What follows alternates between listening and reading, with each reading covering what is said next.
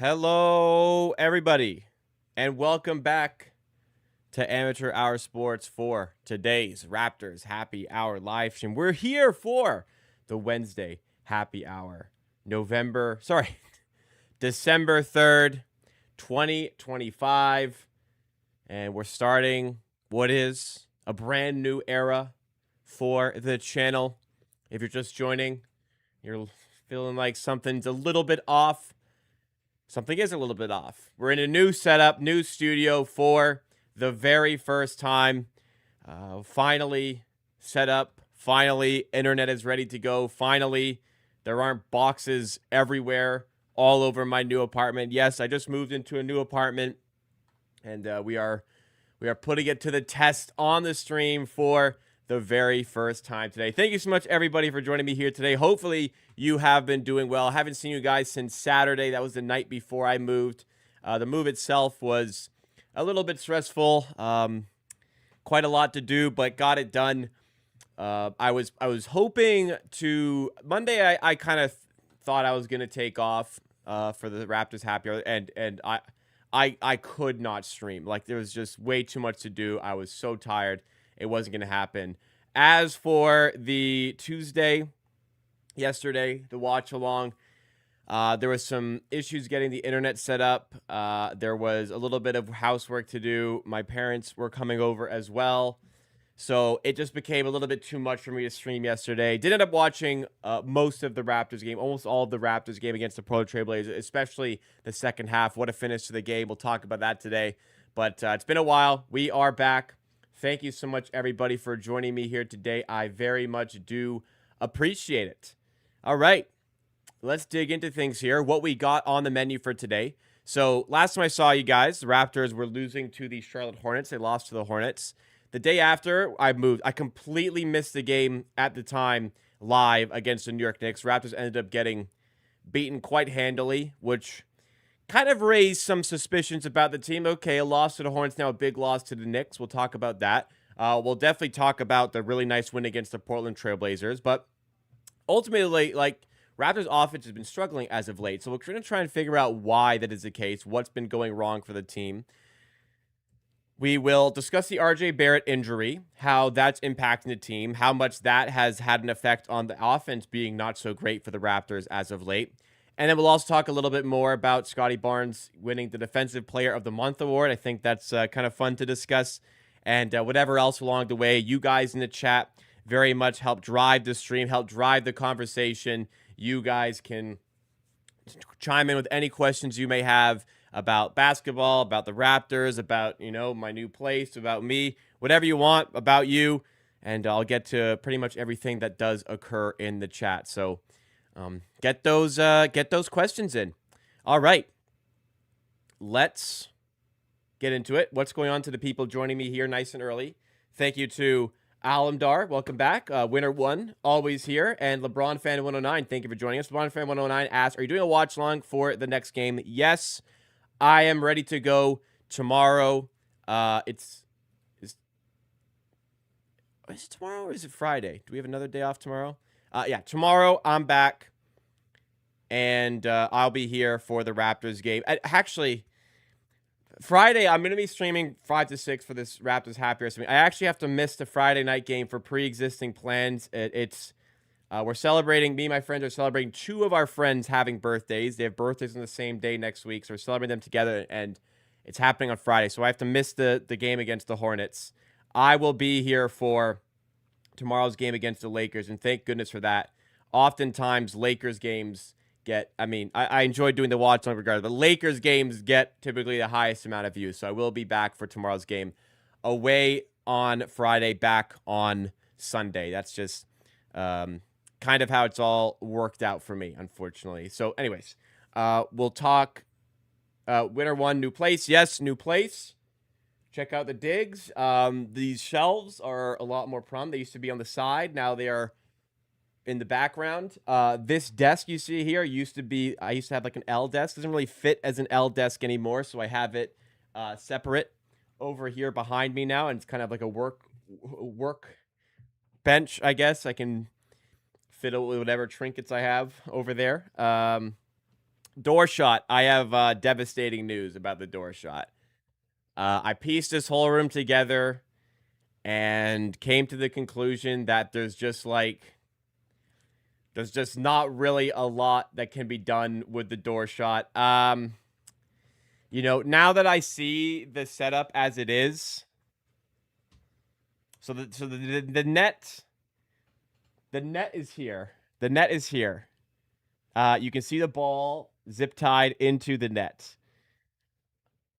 Now that I'm seeing it on screen, I could put the basket one tier lower, and I have my degrees up here. I honestly didn't think they'd be that visible. I'm not just trying to flex. It was just a good spot for them. I could move this degree higher up and the net further down. I could move it all up. I could move it so that the net is in a good range for the camera.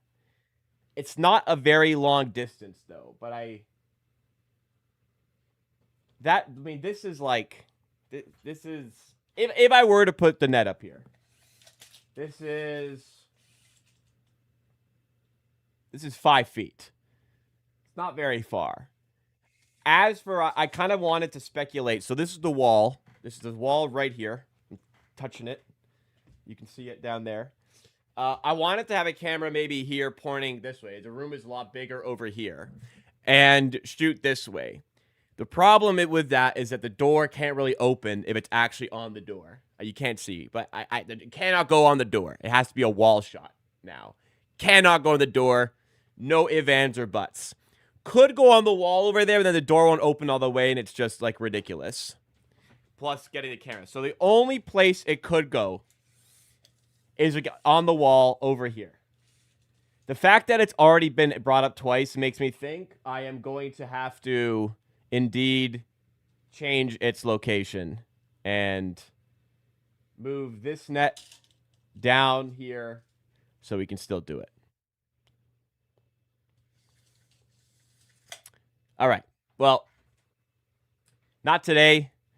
Obviously not shooting today. Tomorrow, I will try and get the door shot set up so that it is lower down. God damn, it's hot here. I gotta get my fiance to turn off the heat. It is hot in this room.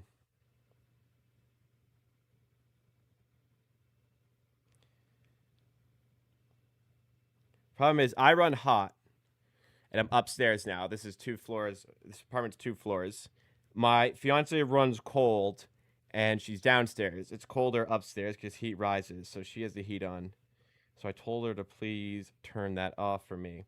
So anyways, yeah, door shot. Try to make a revival. It's better than my old place, actually. Neighborhood is not as good. Apartment is better, and it's cheaper. So enjoying it so far. With a landlord now instead of property management, which kind of sucks. It's a lot harder to get shit done in the apartment, like maintenance work, but it is what it is. Enjoying the new place. Well, let's read through more of the chat here. If only the Raps had an enticing draft pick for Giannis, I mean, yeah, I guess it'd be nice to have a more enticing draft pick for Giannis, but at the end of the day, any team that's going to trade for Giannis doesn't really have enticing draft picks because, well, I guess teams that own like Brooklyn picks or like a New Orleans pick. Most good teams don't have good draft picks. So Raptors, I think, are in the mix. I'm not going to focus on Giannis today. We will save the Giannis conversation for Friday because I didn't really have enough time to prepare for that segment. So we're going to talk Giannis on Friday. Not going to do a lot of Giannis today, but just I think you have to make a phone call. Like, Raptors are right now the 2 seed in the East. You've got a lot of picks. You've got a couple contracts you can trade to make it happen. Good players, but this is Giannis. This is serious. This is a real contending piece. Like, the Raptors could contend this season, I think, if they had Giannis, considering how well they're already doing. You've got to make that phone call and see what it's going to be. Definitely, like, 4 first-round picks plus RJ, and maybe you have to do quickly because of the money. If you get maybe some sort of point guard in return, I mean, I think you got to do it. I think you do. I think you really have to make that call and see what you can do to get Giannis, because this is a top 5 player in the NBA. Yeah, he's not top 2, but he might be 3. He might be 3. But again, is it quickly RJ and four picks? Is that even enough? I don't know. Depends on where he wants to go, and who knows if he has any desire to go to the Raptors. This place reminds me of the 2022 old 2022 place. 2022, I was living at home in 2022, so it would have been my parents' basement, quite literally. I think in 2022, yeah. Because I moved out of my parents' house in... No, 2022 I would have... No, 2022 I would have moved out. So it depends when in 2022. I moved out of my parents' basement. First apartment, second apartment. This is my third apartment. So then last year, 2024, summer moved into that place. Summer 2023 moved into... So it would have been, yeah, 2022 I moved out. So it depends on the... Anyways. It's I like it. I like the room. I like the space that I have. All good on my personal front. Door shot, I will revive it. I will put it where that degree is, right there. Yeah, and I'll have to actually probably get more. I'm running out of command strips, so I'll probably have to get more. I may not. Do I have? Hang on. Do I have the command strips for this?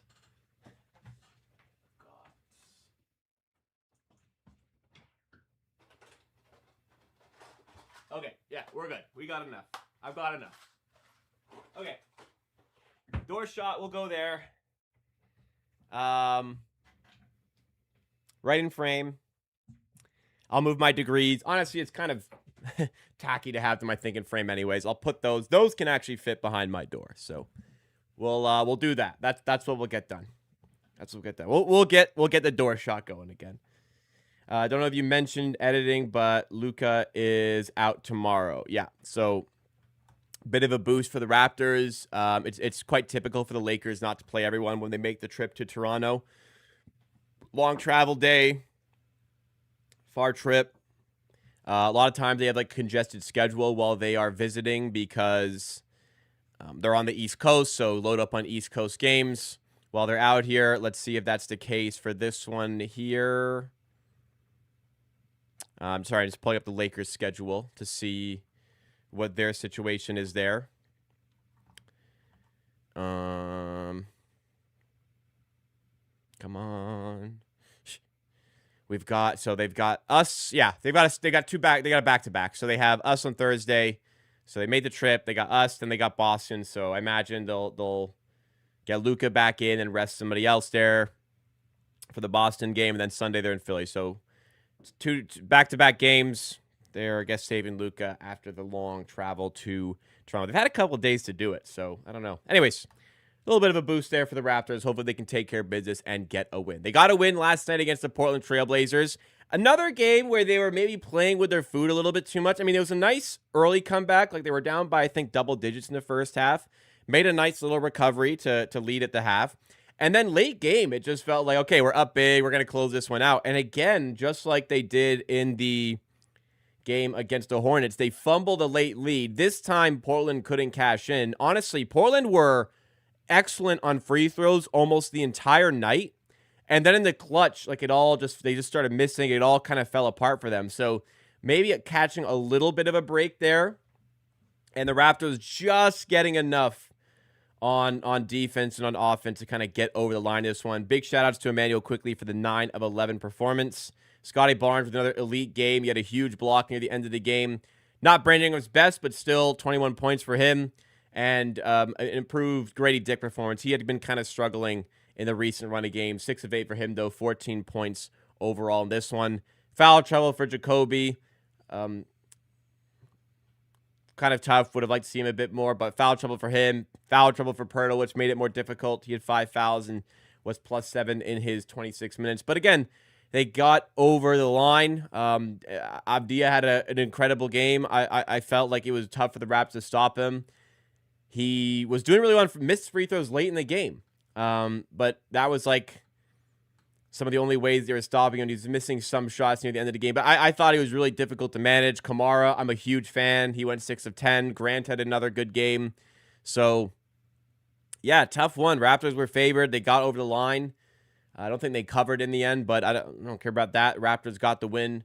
That is what is important. But again, it's just kind of like, it's just playing with their food. And maybe it's not even as much that as it is that, like, the offense has hit, it has definitely hit, it's definitely hit a rough patch in the last few games. And I think it's kind of more glaring when there is that rough patch, when they're in these clutch games and it's slower and it's more of a half-court battle. Because in the recent game against the Charlotte Hornets, they were up double digits late, end up losing in overtime. Offense goes completely ice cold near the end of the game. Charlotte make a huge comeback. In the game against Portland Trail Blazers, as I said, it was kind of the same story. They're up double digits late, or close to that if they weren't. And Portland make this huge comeback. The Raptors kind of get some free throw luck and do just enough to get over the line. And what should have been a more comfortable win in the end. So yes, they won the game, and they have been winning games in this stretch. And that's kind of the mark of a good team, which we talked about last week. But still, is it starting to become concerning how much the Raptors are struggling on offense as of late? Let's break that down.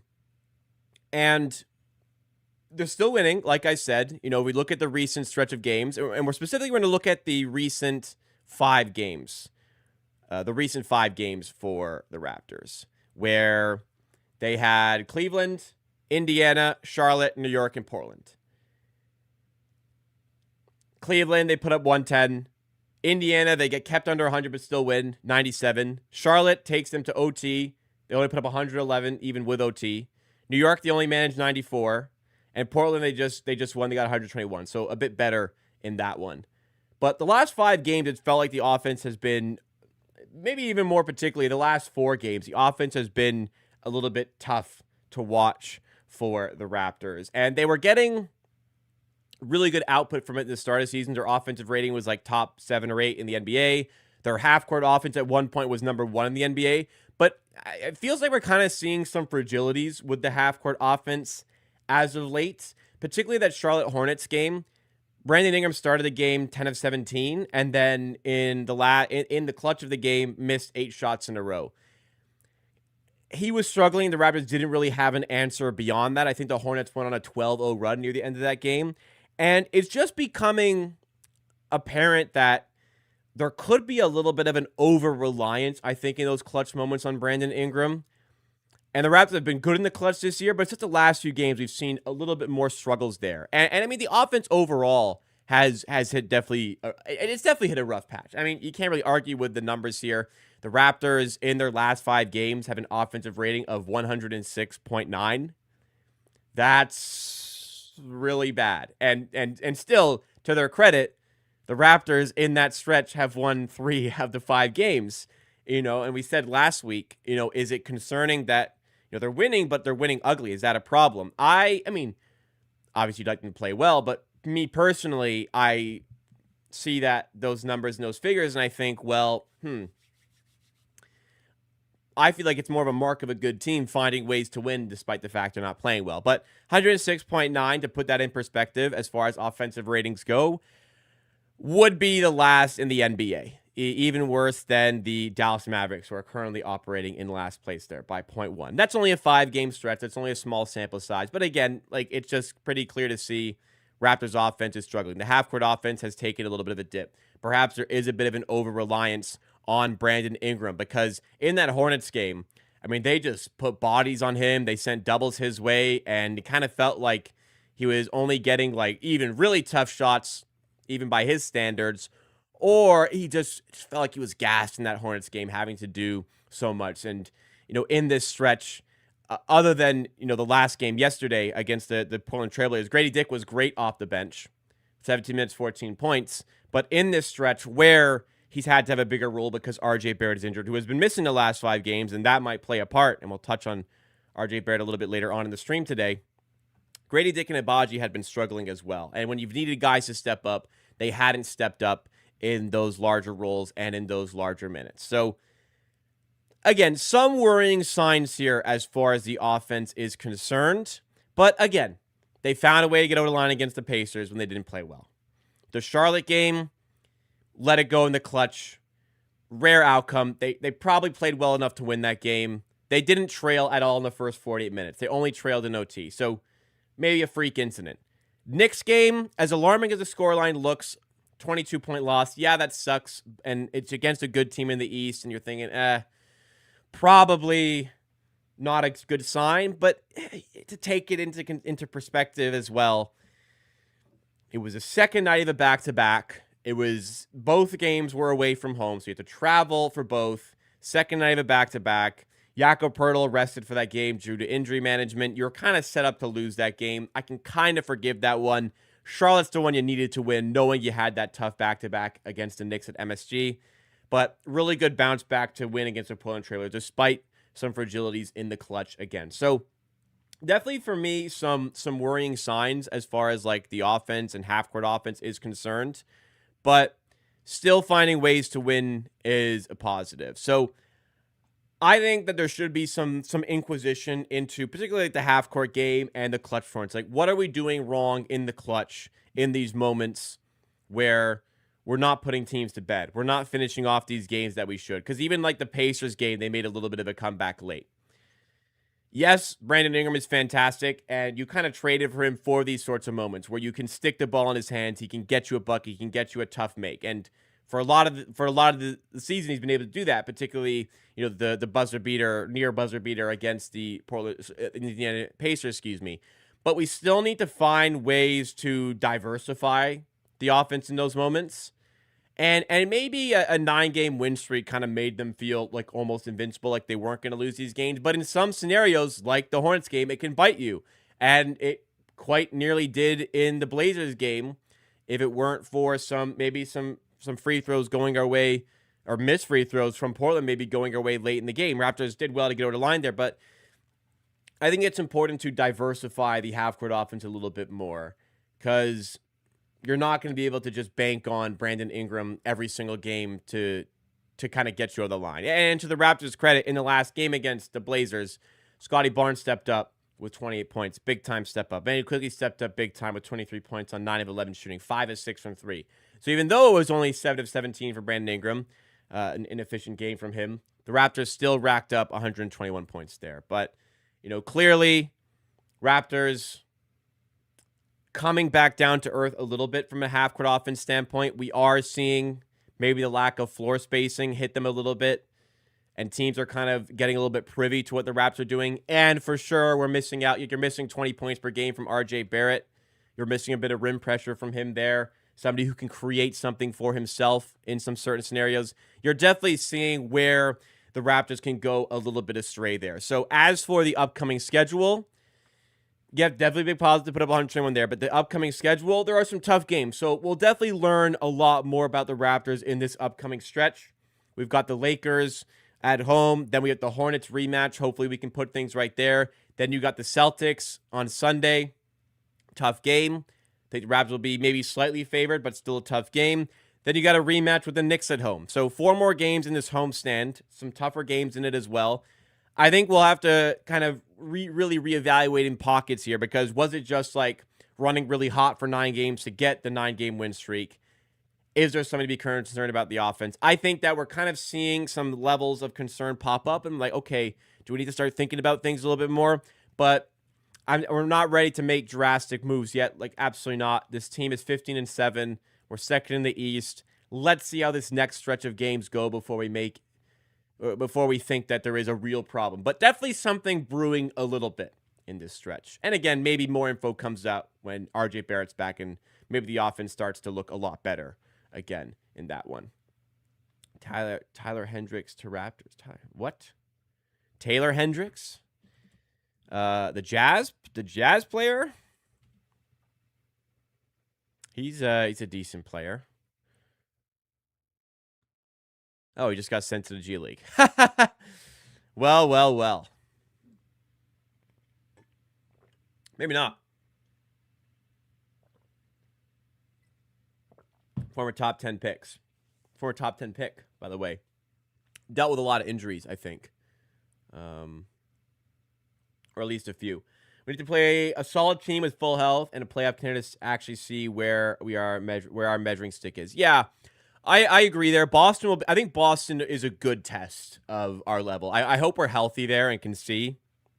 And I kind of hope, like, as a test, they're healthy. That's what I'm looking at. Like, that's about a team we should be in the mix with. And the Knicks. Those two will be pretty revealing games. But we've played the Cavs 3 times. I know they haven't been healthy in all of them, but we played the Cavs 3 times. Philly look a little bit cooked, so maybe not as big of a performance there. Atlanta, our playoff team, probably, and we beat them. We've beaten them twice. Milwaukee are really bad in trading Giannis, so I guess that wasn't as revealing. But like Atlanta, we beat.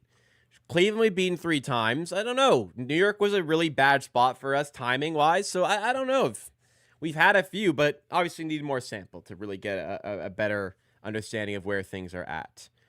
Is Jakob out for the Lakers game? I used to say like if there's Raptors news, I've seen it. I work a lot more hours these days. I am a lot more out of the loop than I was before.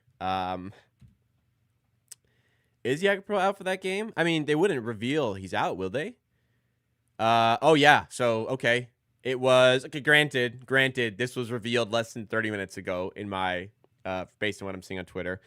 So yeah, that's a shame. RJ Barrett and Jakob Poeltl unavailable for the Lakers game. I don't really understand why Yak is out because he missed the last game and he's had a bit of time to recover. But if he's not right, better not have him there. No Luka. I mean, I'll probably trade RJ and Yak out to not play Luka. So maybe we won't get as large of an understanding of where the Raptors are at from that game as I kind of wanted, but it'll still be a test for sure.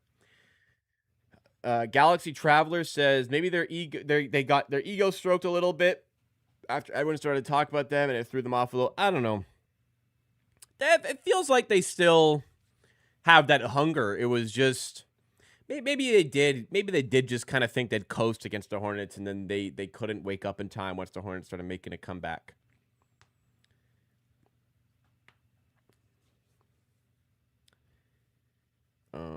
Yak is if Yak is injured, that would be bad. That is just a guy that we don't have a replacement for, as we know. Well, I'm sorry, he played yesterday. What am I saying? He played yesterday. He missed the Knicks game. It's a day in between games. Usually you shouldn't be missing games like that, but he's out for the Lakers game. Oh well, I guess in fairness. So it looks like okay. Sorry guys, failing to understand. This is the first of a back-to-back. So Poeltl's gonna miss this one, and then he's gonna play the Hornets game. That's what it is. He's gonna play the Hornets game. They rested him last time, played the Hornets. This time they're gonna get him in. So, okay, I get it. Yak doesn't play back-to-backs. He's going to play the Hornets game. That's why it's injury management. Okay, makes sense. We're just have to get used to the fact that Yak's not playing back-to-backs. It seems right now. So, no Jakob Poeltl for the Lakers game. He'll be. I'm quite confident he'll be available for that Charlotte Hornets game. All right, we can keep it moving, and I did want to focus a bit more on RJ Barrett because missed some time. Should be back. I mean, should be reevaluated soon, but we have felt the effects of RJ Barrett missing him. House tour. I don't really have a device to give a real house tour, so you have a pretty good view of the room. There's only a little bit off screen that you're not seeing.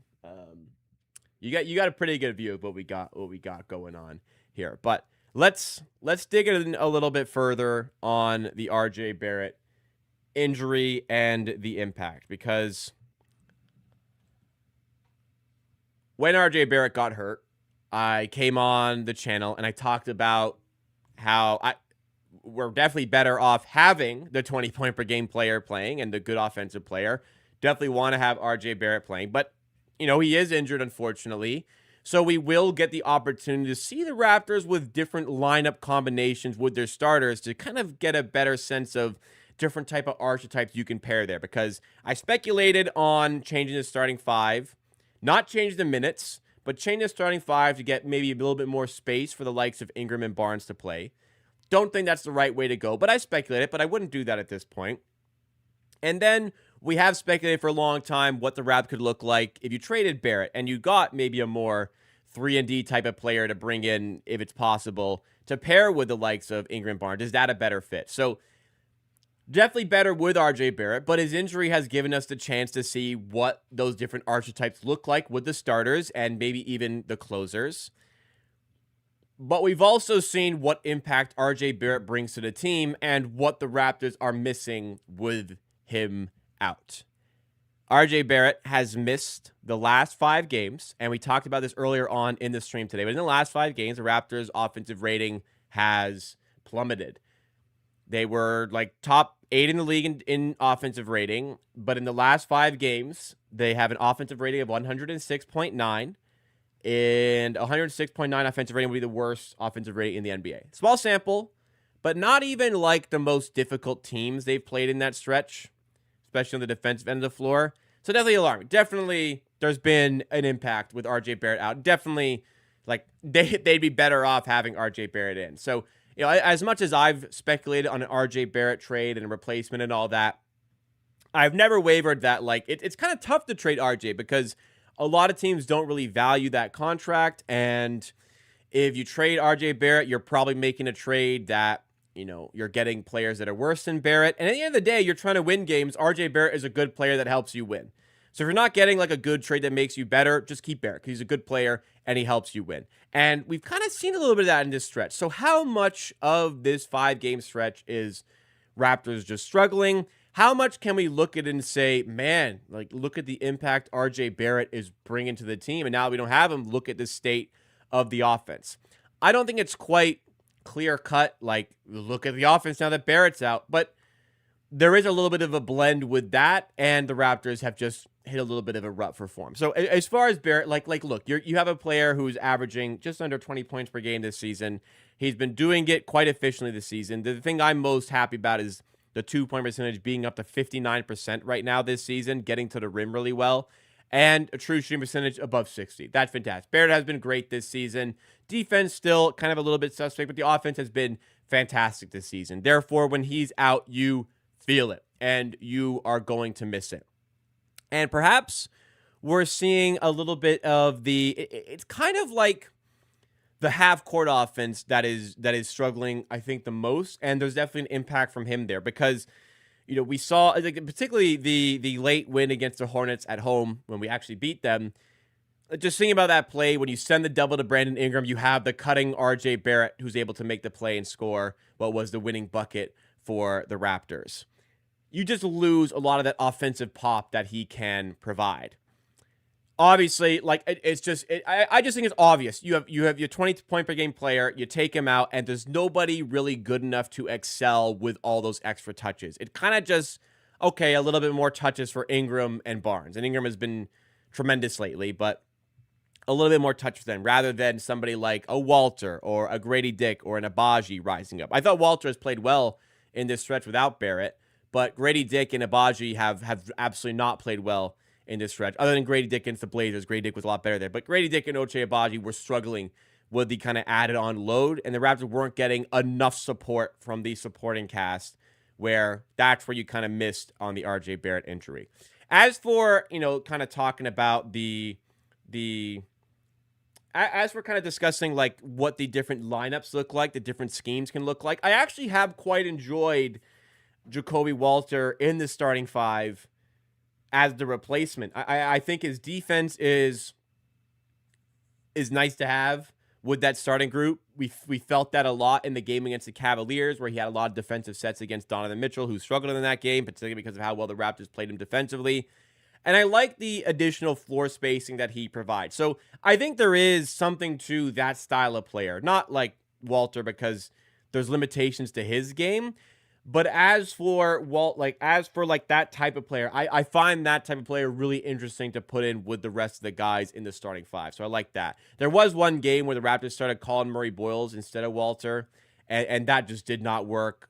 Murray Boyles didn't play very well. It just didn't seem like a great fit in that one. Murray Boyles should only start, I think, when Pirtle doesn't play, and even then, you probably should just go with Mamu Kilishvili. And I like Murray Boyles. Just didn't really make sense to go with him instead of RJ Barrett in the starting five with RJ Barrett out injured. And I didn't really think it was going to work. It was a bit of a curious decision to go that way. But I do like the 3-and-D style of player with Quickly, Barnes, Ingram, and Pirtle. I thought that was really interesting. So as for the injury, the impact, what it means for the team, definitely half-court offense has felt the impact of that. The offense in general has felt that. You just have a real creator, like just a guy who helps create offense, not as like a playmaker type of creator, but a guy who like stuff can create from. And you're missing that level of scoring, and you're missing that level of that ability to get to the rim, to put pressure on the rim. And sometimes that can space the floor a little bit more for shooters. If defense are collapsing, Barrett's improved as a playmaker, I felt like, with the Raptors. You're missing that. You are missing his presence absolutely on the offensive side of the ball. We have gotten some hints as to what life could look like beyond RJ Barrett if the Raptors are still keen to move off of him at some point. But definitely in this stretch of games, we have felt him missing. But I don't think, to kind of end off, I don't think that this is, like, people are tweeting, like, last 5 games of Barrett, we've struggled. Look, this is why you need to keep RJ Barrett. From a certain standpoint, yes, like, you're missing RJ Barrett. But from another standpoint, if you do think you can upgrade on RJ Barrett, like, it's not like if you trade Barrett, you just don't get anything back, and this is just your team just minus RJ Barrett. You're better off having RJ Barrett than if he's out injured, but you could definitely still make a case that, okay, but we could also improve the team, get a different player, bring that guy in for Barrett, and we'd see an improvement. So I don't think that this is the clear-cut evidence you cannot trade RJ Barrett. I think if the Raptors feel like there's a way to strike in the East this season, that's kind of the easiest piece to move on top of picks. But once again, reiterating, Barrett's a good player that helps this team win, as evidenced by this stretch. So if you're trading Barrett just to get off the contract and you get worse players and you use them in a salary dump scenario, which they tried to do last season, I'm not in support of that because, again, this is a good player that helps you win. Trading him in a salary dump makes you worse and makes it harder to win. And the Raptors right now are doing pretty well as the second seed in the Eastern Conference. So lots of information kind of gathered even in this stretch. Hopefully he is back soon because, again, he will aid the team and help them win games. But again, it's just been interesting to see how the team has looked in his absence. Clearly, it'd be nice to get him back and playing again. But still feel like, is there an improvement out there for the Raptors? If there is, I'd still be a little bit keen. Yeah, Goes Hughes said, easy answer, you're missing 20 points a game. You're missing rim pressure. Absolutely. Pretty simple. I agree with that. Buddy Lee Sr. says, y'all need to calm down, pump the brakes. Too many analysis and not enough substance. They are human. I don't know what that is a reference to. What have you not enjoyed that I've said here today? But does remind you to jab the like button. Yeah, if you are enjoying the stream, make sure you hit the like button. Help drive us up in the YouTube algorithm. I would really appreciate that. Another person has asked about the door shot. Okay. All right. Door shot is not quite set up. The basket's there. It's out of frame. I'm going to move it down for the watch along tomorrow. Hopefully I have it here. I'm going to move these frames somewhere else. I'm going to put the basket here. It'll be much shorter than normal. The door, it cannot go in the door, unfortunately. So it's going to be wall. We'll probably still call it the door shot, but it's going to be on the wall now. Going to be on the wall. We're going to shoot it over here. That's just going to be what we have to do. That's going to be what we have to do. I'll get it sorted for tomorrow. Can't go from bottom for your number 2 and be grateful to grow. That's what the season 82 games are for. Don't panic. Definitely not panicking. Don't feel like I've suggested that we should panic about the offense at all. In fact, so not really sure where that comment is coming from, Mr. Buddy Lee. Does anyone hate quickly for James Harden? Does that slow down offense too much, or is he only doing well since he's the only player on the team that's good right now? Okay. Don't understand the question on other than does anyone hate quickly for James Harden? I don't hate it. You do. Quickly is good. You could argue the value compared to the contract. James Harden is better and is a very good playmaker, and I think does make the team better. He's on a 1+1 deal right now, which is a little bit scarier. Depends what you're given there. Harden is good. Harden is still good. Even though the Clippers suck, Harden is still good. It's tempting to see the improvement there. You'd have to really feel like you'd have to really feel like you can make a run in the East if you make that trade, because you're sacrificing, you're aging your team quite a bit, and you're sacrificing a bit of security there.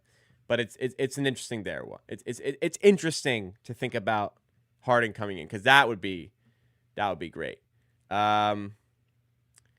Anyways, been watching all of your Raptors. I mean, you don't lump me in with other people. I don't feel like I'm panicking. I don't think the comments have been panicking either. I feel like everyone's pretty level-headed here. It's just the team hasn't been great as of late. We're trying to just decipher why.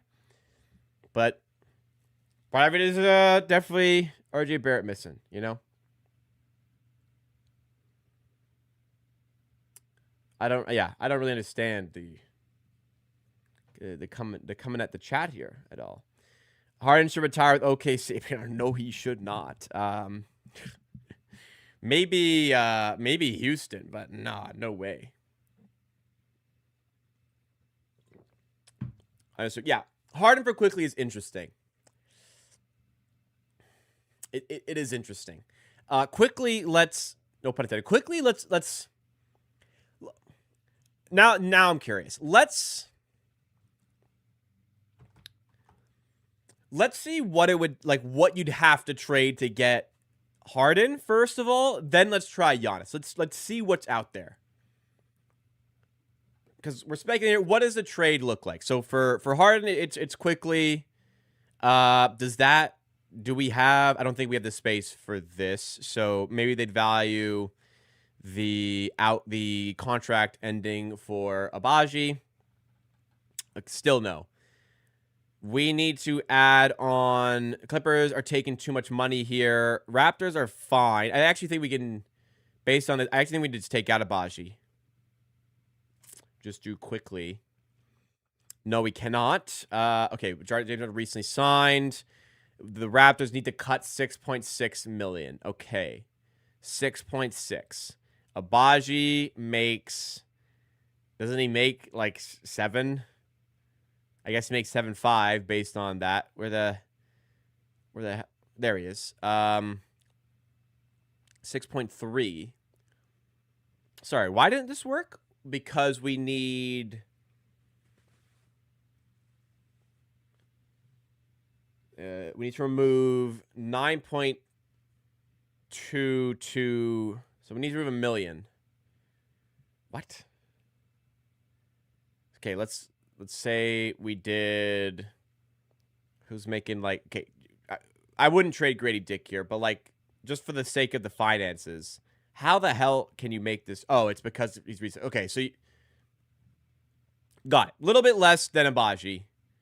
Is there like a bad contract we can take here to maybe alleviate some draft cap? I mean, would they trade Derrick Jones Jr.? That'd be a pretty nice pickup. Then we do like Abaji. I don't think that would work for the Raptors. Yeah, we need to cut 10. Yeah, so that doesn't work. Okay. So Jones will take out. So Grady Dick would work. So we need to give like five or so million their way. So we did Abaji, and then we took like okay, how about like a Kobe Brown? Let's see if this works. Abaji and Kobe Brown in the trade. That still doesn't work because okay, he's recent. So this would work financially. So you could give quickly an Abaji. Okay.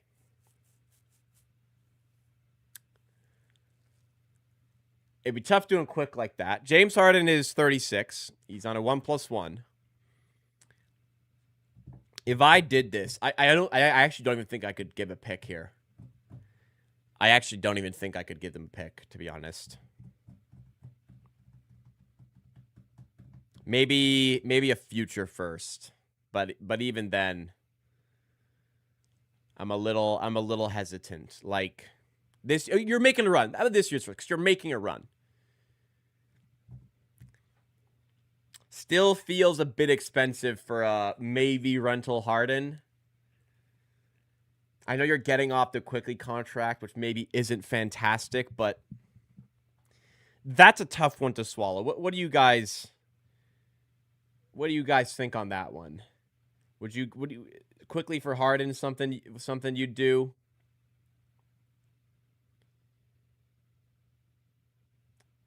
Harden is good now. Sacrifice the future for an individual who is the system questionable. I don't think Harden is the system. I think Harden is willing to like play his, not like reduce. You don't need to reduce him a lot, but he is a very good playmaker. He gives you a good level of 3-point scoring. Like he is good. He has been good for a while now. I still don't know if I can do that.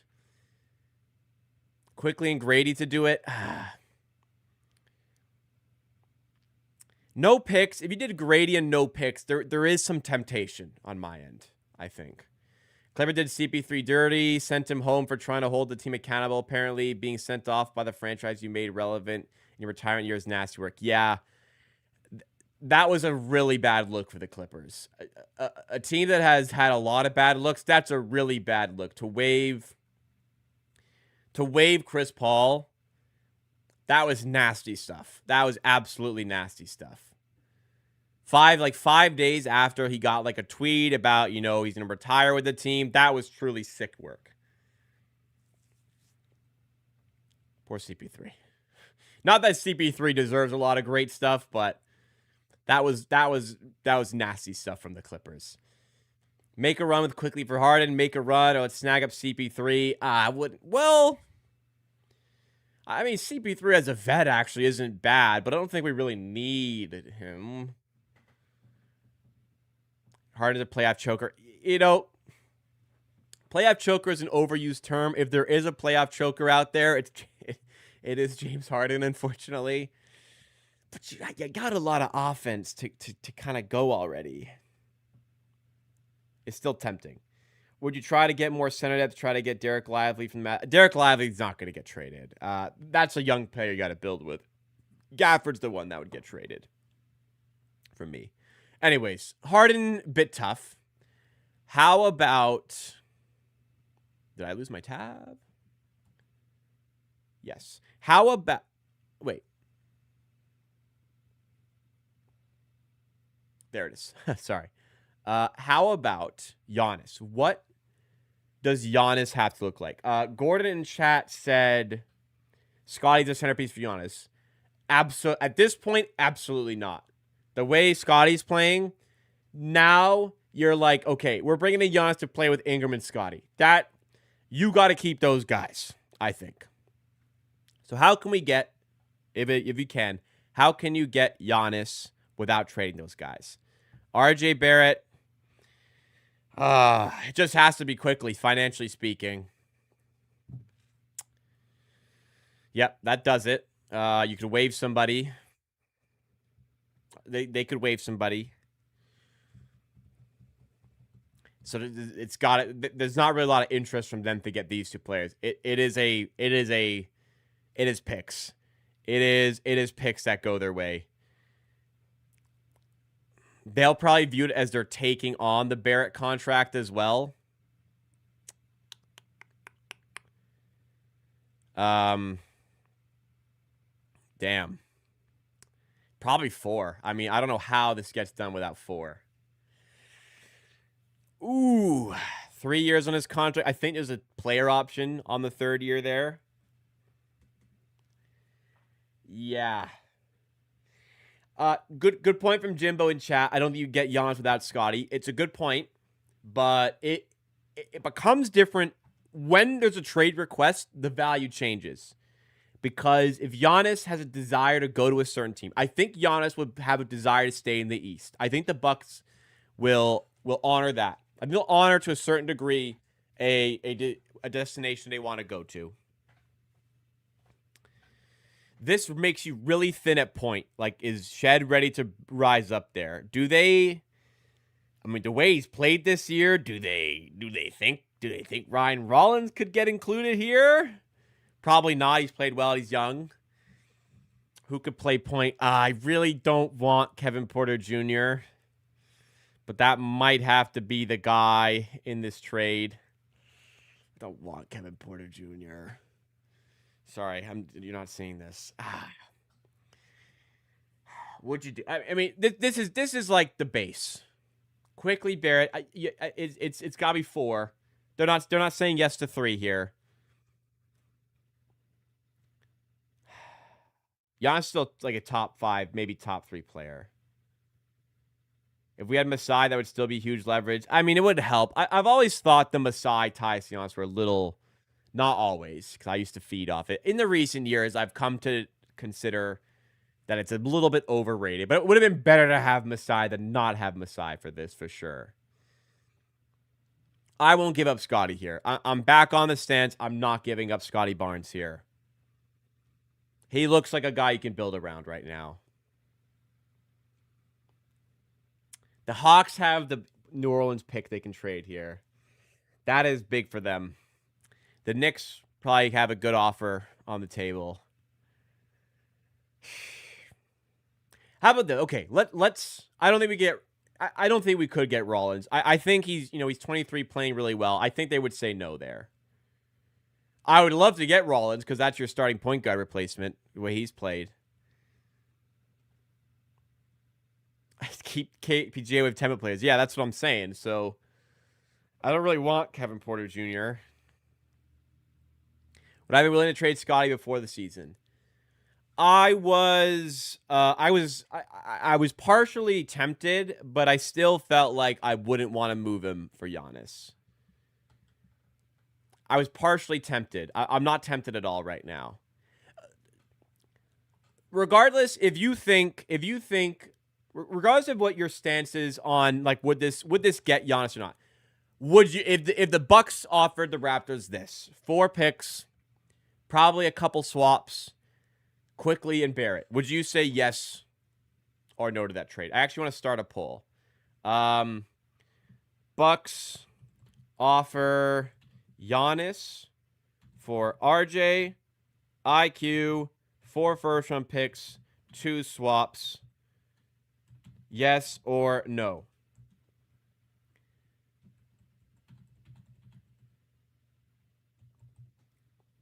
Vote in the poll, yes, no, or show me the answer. Bucks offer Giannis for RJ, IQ, 4 first-round picks, 2 swaps. Yes or no? I think you have to say yes. It's just really tough on the point guard position and a little bit on, depth having to step up there. You do that trade. You've got Pirtle, Barnes, Ingram, Giannis. You can basically play Giannis in the RJ role as like your shooting guard, but just gets to drive all the time. Your point guards are lacking, but you got so much offense. I think, you can deal with Shed just from a defensive standpoint. Your defense is just fucking nasty. That lineup of Shed, Giannis, Barnes, Ingram, Pirtle is just disgustingly good on defense. I think enough offense is there. I think you have to say yes there. I just don't know if the Bucks say yes there. I wouldn't package Yak. That's a lot harder to fill the void there. I guess, you've got rim. If you do that, you've got rim protection because Giannis and Barnes do it. You can go double big. You've got Mamu who can maybe start. I feel like that position is a bit easier to fill. Point guard's a bit easier to manage than losing that rim protection on defense. And Giannis works best when he has the Brook Lopez type, when he's got the rim protector and he can be the help defense sort of guy. not as keen on building the package around Pirtle, to be honest. And I think the Bucks would be less keen on Pirtle also because they have Turner and Yak's got the big contract kicking in soon. The poll at this point, we've got 13 votes.